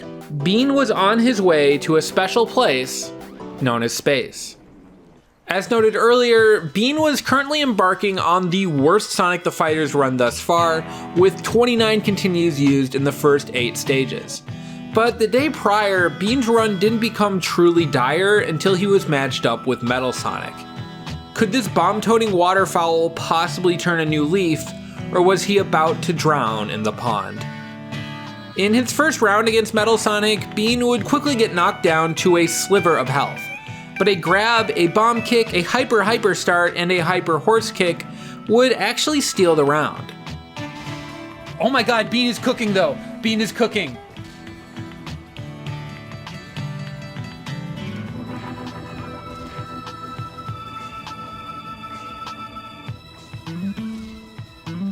Oh my god, he's going for those stupid frickin' 2Ps. By round 3, Bean's use of hyper mode would rob him of his last barrier, and his back turned, he would eat Metal's claw to get his first game over versus Metal Sonic of the run.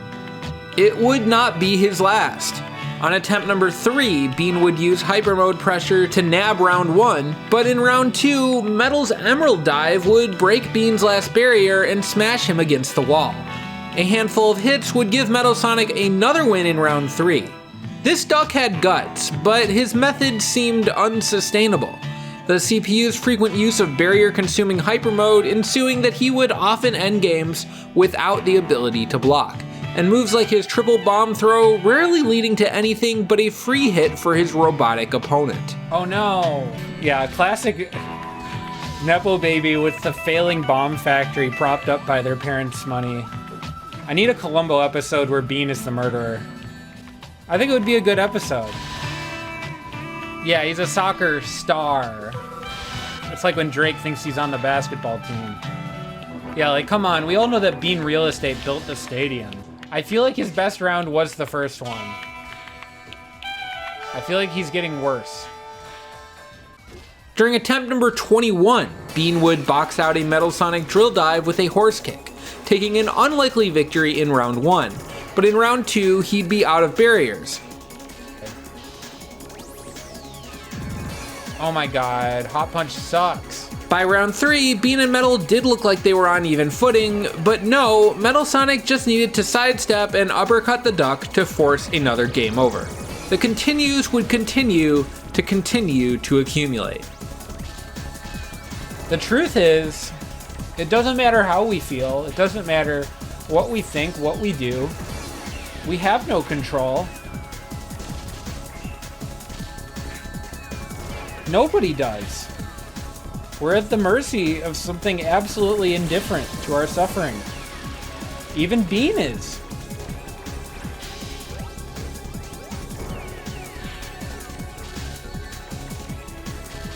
Please, fight back, man.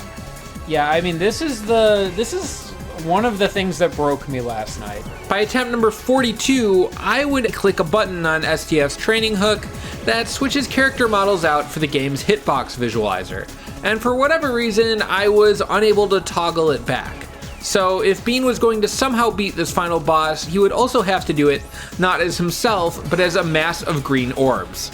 And that was an if. Oh my god, please, dude.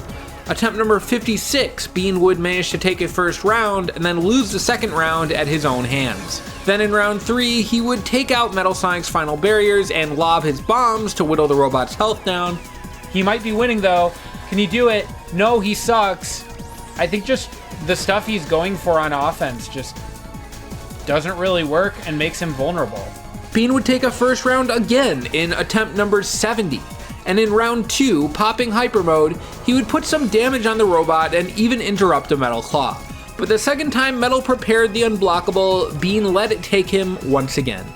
The Claw would end things again in Metal's favor the next round.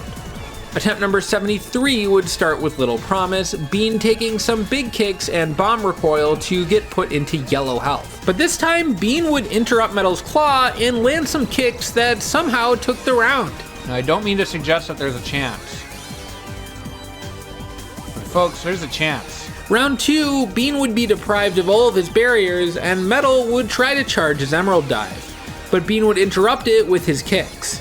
Finally, a crouching bomb would interrupt Metal's attempt to jab out of his block, And somehow, Bean CPU had beaten Sonic the Fighters, with a whopping total of 102 continues. This unholy creature's completion time was so high that the game couldn't actually display it. Naturally, after all of this suffering, the still spherical Bean would quickly annihilate Eggman. Fierce attack, let's go, let's go. Oh my god, and he kicked Eggman's ass. There would be no prompt to enter my initials for the arcade mode leaderboard because no highly esteemed deed had been done here. This run sucked. So yeah, at this point, only one character remained who I could throw into arcade mode. A bonus character in the HD versions of Sonic the Fighters, Honey the Cat was cut during STF's development. She's basically a kitty-moded version of a character from STF's spiritual predecessor, Fighting Vipers, but most of her moveset comes from Knuckles. She also has access to a couple of Amy's dashing moves, cannot roll up into a ball, and for whatever reason, she's also tied with Mech Eggman for having the highest weight in the game. All in all, she's an above-average character, albeit one most would say is generally inferior to Knuckles. But as a CPU character, Honey's strength is more or less unknown. This is because in all commercially released versions of Sonic the Fighters, Honey makes no appearances in arcade mode as an opponent. Because of this, you might think making Honey CPU controlled would result in nothing happening at all. But if you do set her to be controlled as a CPU, she will at least try to play the game. Still, she doesn't do it very well. She went 0-2 in my CPU tournament, failing to get much of anything started. With this in mind, I had very low expectations of how the Honey CPU would perform, especially given that Knuckles, the character she's mostly based on, didn't do that well either. Against Knuckles in Stage 1, Honey would suffer through 2 game overs, but needle her way to a game-winning timeout on her 3rd attempt. Okay, yes, keep going queen, yes! Then, in a riveting match, she would go to round 3 with Amy. But with both characters out of barriers, Amy would take the game. Trust the process. Oh no, it's not the best gameplay I've ever seen. By her 3rd attempt against Amy, Honey was poking with single punches in place and doing little else. But somehow that was actually all it took. Onward and upward, Honey went to Stage 3, where a sluggish wind-up punch would seal her fate in round 1. Bark would biff and he would baff, and Honey would take the abuse with little resistance. Finally, in attempt number 3, Honey would poke with single punches and kicks to take a first round. These single pokes weren't really safe the way she was using them, however, and Bark was fast to seize on this weakness. Other times, Honey would simply sit and wait while Bark deprived her of all of her barriers and triple jabbed her until she was knocked out. 3 stages in, this cat's run already looked hopeless. Eventually, on attempt number 10, Honey would duck an attempted grab to hit an uppercut, getting a rare lead going into round 2. But then Bark's repetitive jabs would deprive her of all of her barriers. With both characters on low health, Bark would tie up the game. Then, with little more than his jabs, the bear would take Honey down for the count. Attempt number 12, Honey would push things to a 3rd round and use sidesteps to actually avoid the last hit of Bark's jab string. But in the clutch, she would let the bear take the game. This cat was stuck. What allowed things to go differently in attempt number 15? I'm not sure. Honey's uppercuts connected and her poking kicks went uncontested, and she ducked under grabs when she had to. Mostly though, Bark was just playing sluggish.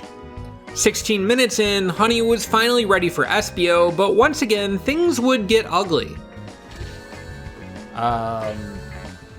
Get your popcorn, folks. Espio's clean crouches, fast chops, and space jabs were boxing the cat out and keeping her on defense.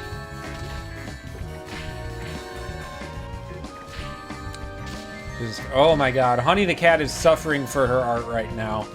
On attempt number 8, Honey's uppercut would answer a single jab from Espio, tying the match. Then in round 3, Espio, knocked down, would do the CPU special Wake Up Short Hop, handing Honey a free game-winning hit.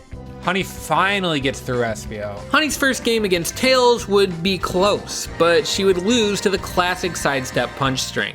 A jousting match would then ensue, but when Tails spin dashed Honey's block, the cat was set up to win with one more grab. But she refused to use the follow-up hits of that grab. An additional crouch under Tails' grab attempt and uppercut finally would remove Tails' final pixel of health.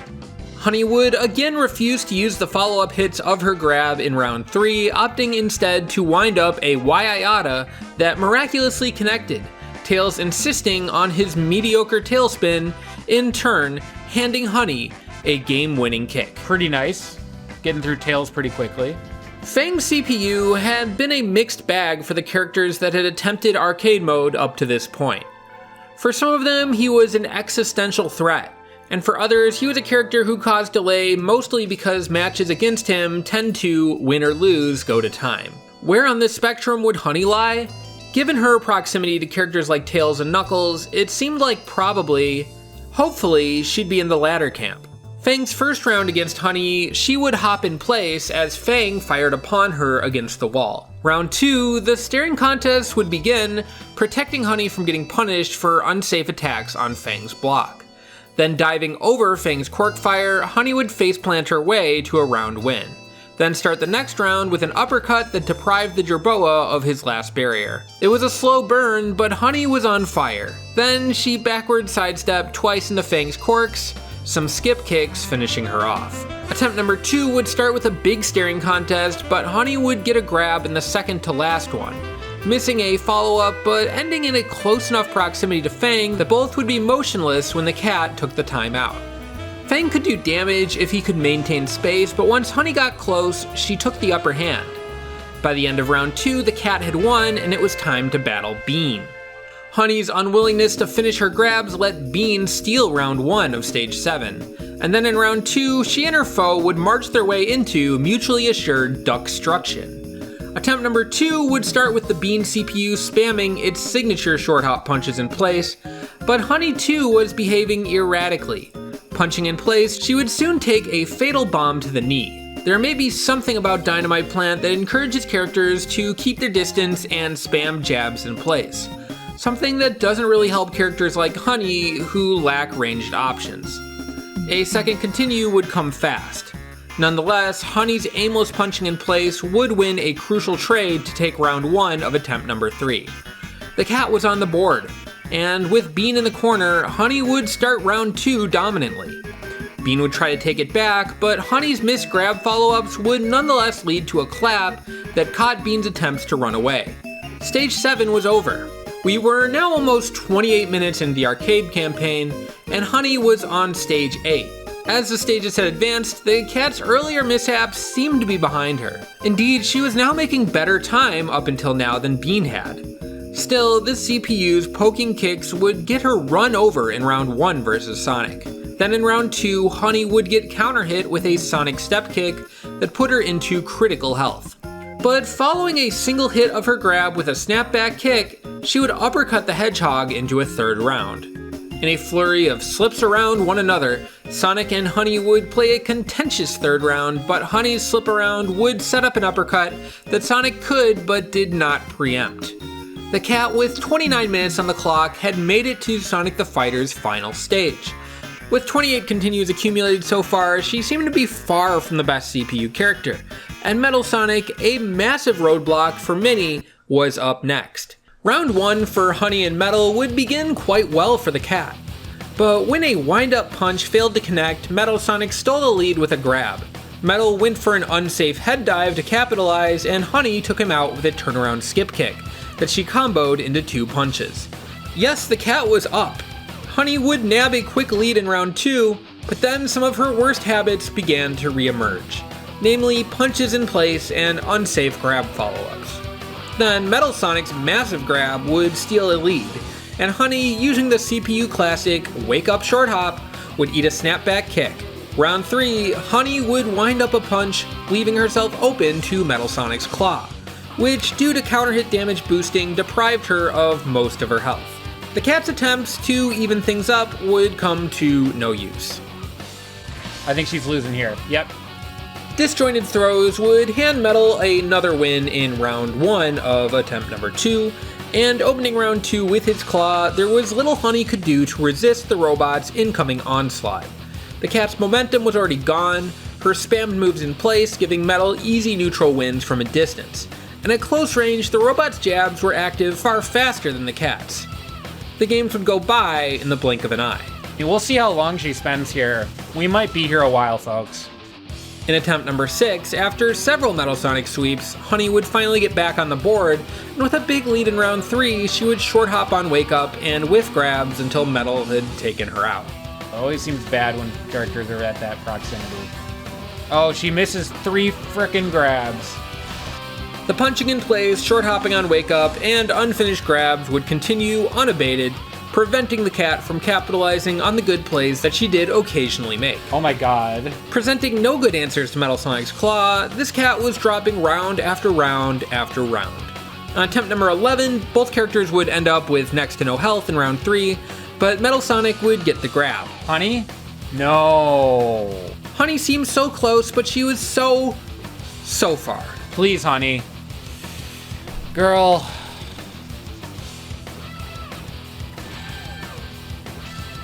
Wow, the fact that Emerald Dive just wins, like, all trades is really annoying. Ooh, she's just on the barrier breaking spree.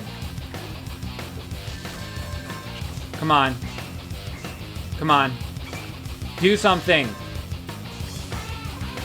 Please, Honey. Okay, this is looking good for Honey. Please, Honey. Please, Honey. Please, Honey. Please, Honey. She is sucking. And there's no sign of her winning anytime soon. Like, Honey might just be Sisyphus here. On attempt number 82, after putting up her barrier and letting Metal claw away round 1, Honey went down in health again, and Metal prepared his claw. But this time, Honey fought back. She then continued to spam punches in place, and in response, Metal would throw out some jabs of his own, with the second connecting but not KOing. Honey would then vibe check the bot with a sidekick, throw out a couple more jabs, and miraculously take the round. Round 3, Metal's claw would connect, but so would Honey's deadly punch kick.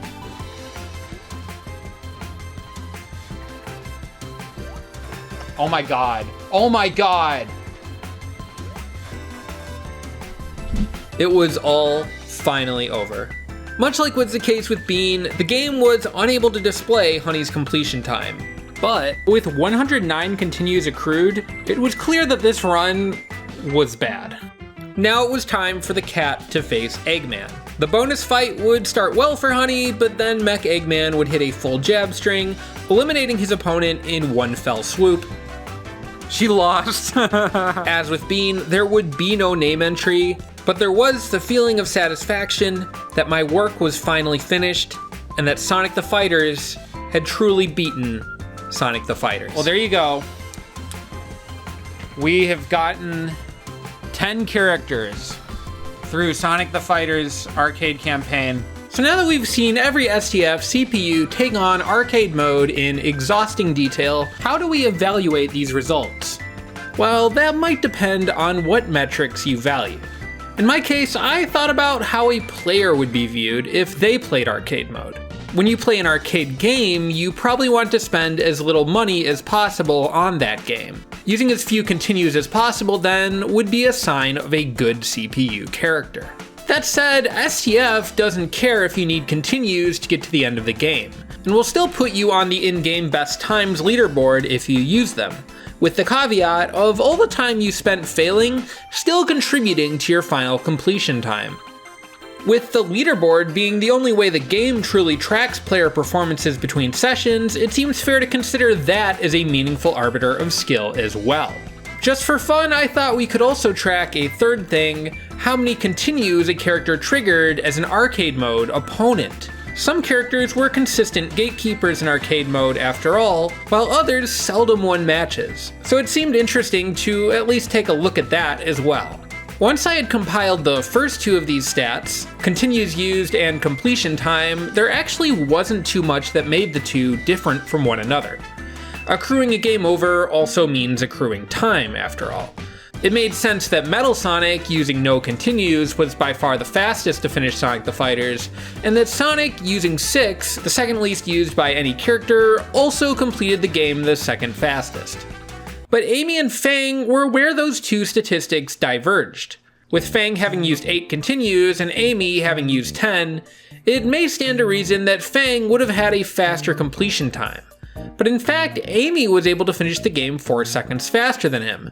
Given how often matches against the Fang CPU in other runs tended to go to time, I thought at first that the cause of this discrepancy may have just been Fang ending up in more timeouts than Amy. Fang and Amy both won and lost a decent amount of rounds in their runs because of the clock running out. Amy had 13 timeouts in her run, but Fang had 16. The sniper also spent a decent amount of time with 4 continues used on his own stage, which definitely is one that has a tendency to slow down runs, while Amy was able to get out of that stage with only 2 game overs. For more context on these two, I also took a look at Sonic's run. Sonic's time of 12:55:31 was over 4 minutes faster than Amy's and Fang's, despite Sonic using 6 continues, only 2 fewer than the Jerboa. Over the course of this run, Sonic ended up in 10 timeouts. Oh wow. After using 2 continues on the timeout-prone stage 1, Sonic primarily struggled on stages where timeouts are rare, like Bark stage. If you want to finish the game quickly, struggling against Bark is less of an issue than struggling against Fang, given that rounds against Bark are usually over by the time there's only 10 seconds left on the clock. Sonic also conveniently had no game overs against the timeout-prone Stage 6 Fang, and was even able to take one of his round wins against a sniper via knockout with 12 seconds left on the clock. All in all, Sonic dealt with 1.66 timeouts per continue used, Fang had 2 timeouts for every continue used, and Amy only had 1.3 timeouts per continue used, perhaps explaining her overperformance and Fang's underperformance in terms of speed when weighed against continues. And I think this does show that for CPUs, being fast and saving quarters are somewhat separate skills.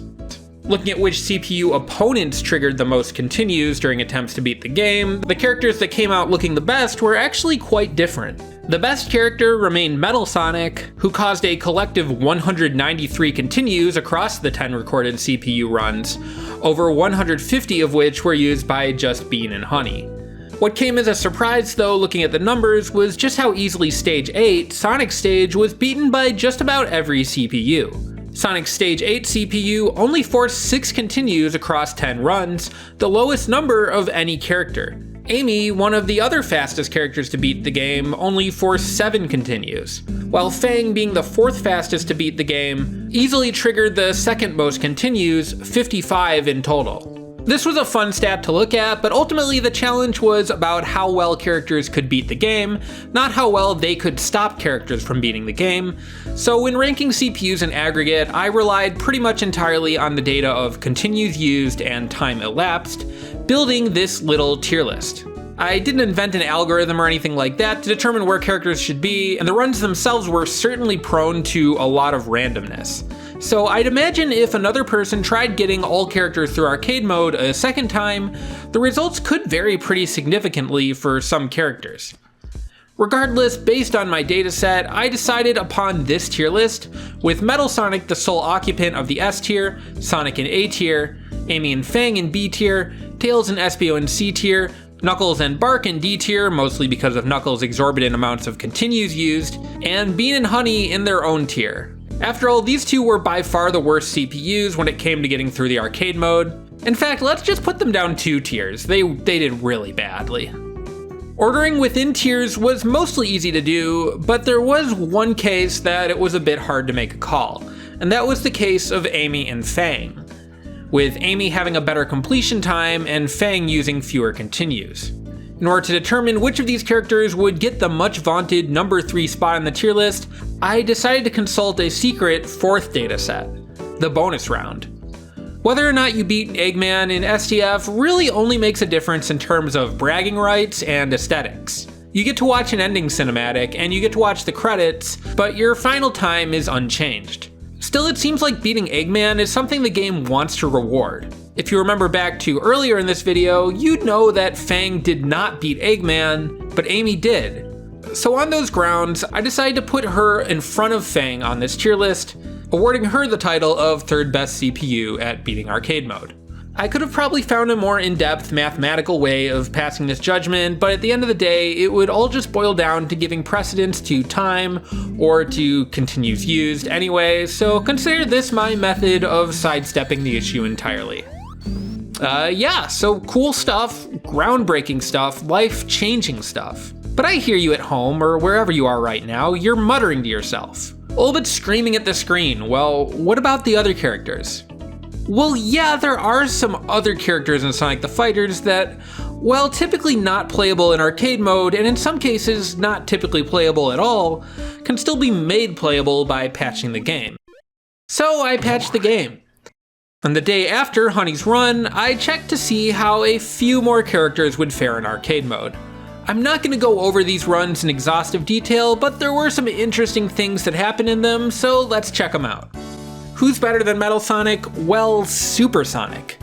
The character that can only get hurt by 3 moves in the game and is always in hyper mode. If there was a character who could beat Metal Sonic's time beating arcade mode, surely it was him.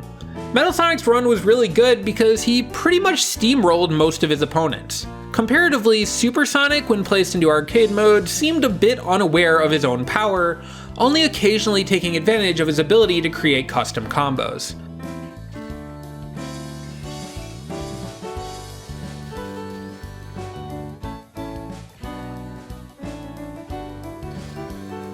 Ooh, well, I was impressed by the perfect, as if you can even do damage to him. With a final time of 7 minutes and 98 milliseconds, Super Sonic easily took the second place slot, but it was a less than inspiring performance. Timeouts would slow him down a lot on the early stages, and indeed his final round against Metal Sonic would also end in a timeout. All in all, it was a disappointing performance. Metal Sonic's Papa Eggman would have a pretty good time, at least in the early stages of arcade mode. After taking his first game over against Espio, he would perfect the chameleon in his second attempt, his massive size and awkward hurtbox letting him punish a missed grab to make it onto Tails stage, which he also completed without losing once. What was interesting about Eggman on Fang stage was that the mech user's large frame meant that the character couldn't actually stand at point-blank range next to Fang. This meant that for the first time in any CPU attempt, Fang and his opponent would not have a single staring contest. The other thing about Fang's stage? It was a bit of a slaughter. It might come as a bit of a surprise given the way the Fang CPU fumbled the bag against Eggman in his arcade mode run, but the Hunter was out for blood fighting Eggman on Casino Night. If anything, the lack of steering contests seemed to mean that Fang was always on, his long-range attacks leaving Eggman in the dust far more often than not. In the end, it would take Eggman 30 attempts to beat the stage, demarcating the worst performance against Fang of any CPU who would go on to beat the game. Yeah, like that damage is crazy big.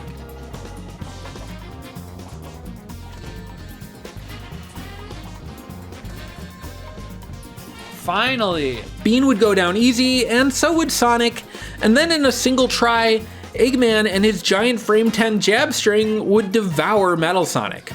With 30 continues, and in 27 minutes, 8 seconds, and 44 milliseconds, Eggman had cleared Sonic the Fighters. But could he beat himself? Yeah. Thanks to Fang, his time was pretty mediocre, but on the stages where he could cook, he definitely cooked. Outside of Metal Sonic, he was the only character to finish the final stage in his first attempt. So yeah, a profoundly mixed bag. At this point, I would send one more character into arcade mode. Robo Egg is, when you get down to brass tacks, basically just better Mech Eggman.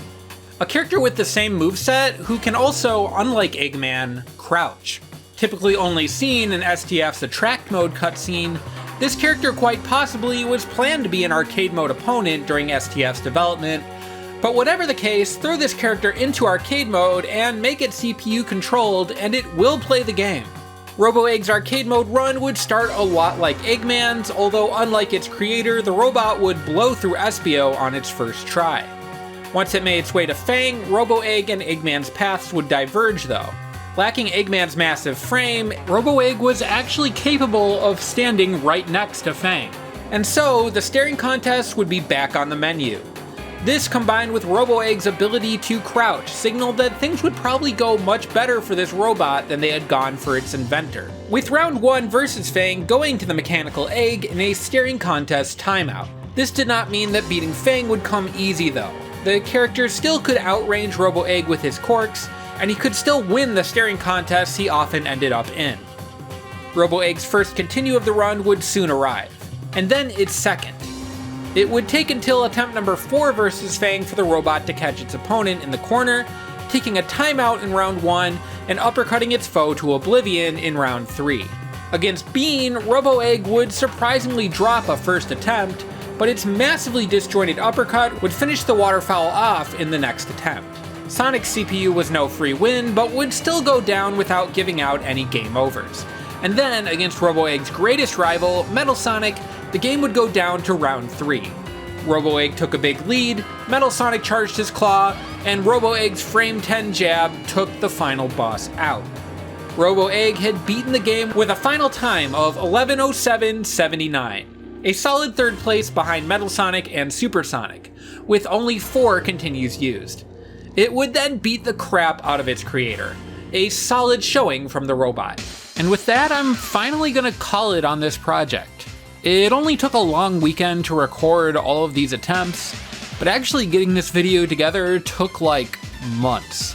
There was a family emergency, a cat emergency, even a fish emergency, and that stuff does a number. And if you want to engage further with Sonic the Fighters, definitely just check out the game's Discord. We're at a few FGC majors this year as well, which is awesome. Please support the channel, by the way. I post exclusive material for channel members and supporters on Ko-fi, and thank you so much to all of my current supporters. I have plans for a lot of different kinds of videos moving forward. I took a break from this video to make a video about Pac-Man, and it was super fun. And if you want to see more STF stuff, I also have everything on this channel from a full-length documentary to gameplay tutorials. So yeah, I won't keep you any longer, but thank you so much for watching, and have a great rest of your day.